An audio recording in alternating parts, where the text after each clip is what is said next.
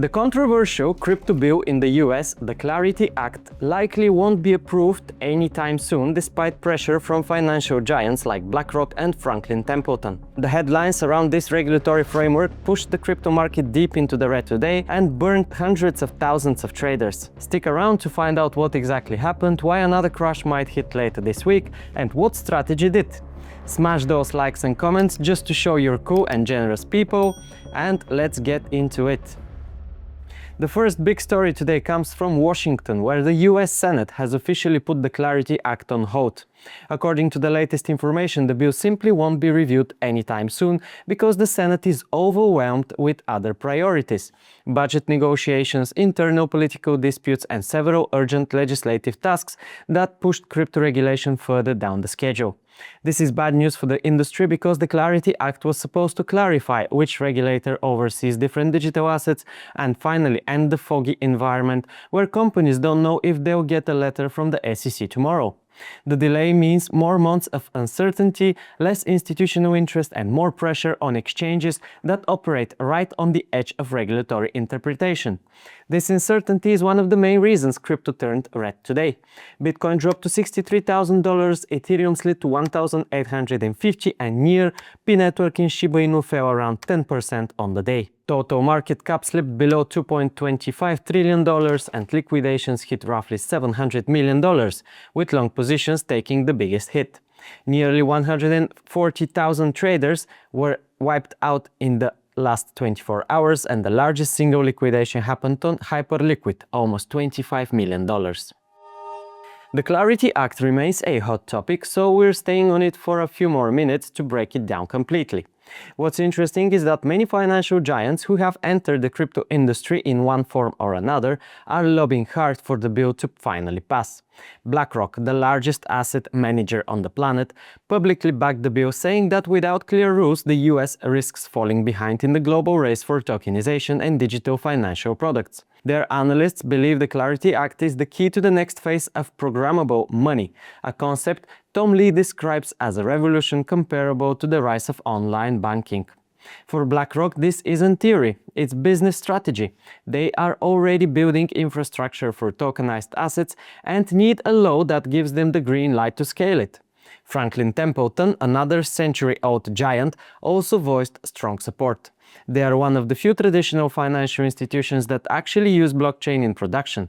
Some of their funds already run on public networks, and the company is experimenting with tokenized shares, automated settlements, and digital registries. For them, the Clarity Act isn't politics, it's infrastructure. Without clear rules, they can't expand these products and can't compete with Europe and Asia, where regulations are already clearer. But there's also strong opposition. One of the main critics is New York Attorney General Letitia James. She argues that the Clarity Act could weaken states' ability to pursue crypto fraud and limit the power of local regulators. According to her, the bill gives too much freedom to federal authorities, which could make investigations into scams, manipulation, and illegal platforms more difficult. Joining the skeptics is actor and longtime crypto critic Ben McKenzie, who has been warning about risks in the industry for years. He urged Congress to block the bill, saying, "You cannot be against Trump's crypto corruption and then vote for a bill that enables that corruption to continue." McKenzie claims the Clarity Act would create loopholes that bad actors could exploit, and then instead of clarity, the bill might bring more chaos.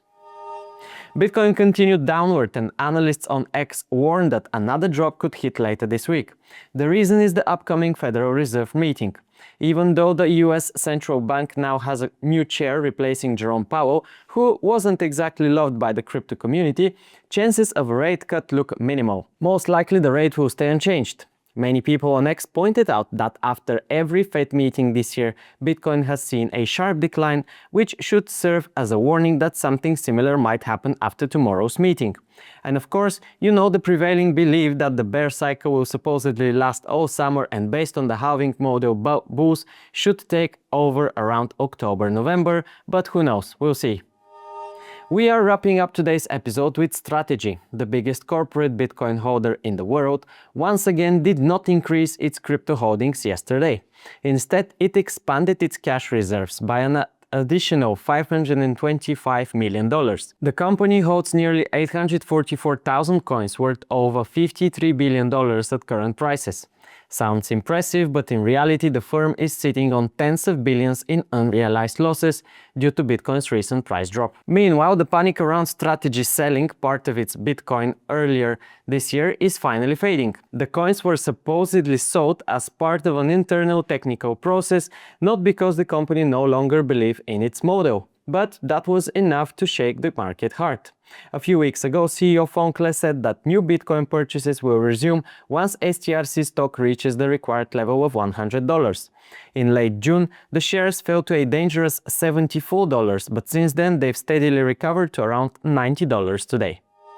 That's all for today, gang. Have a great and successful day, and see you tomorrow.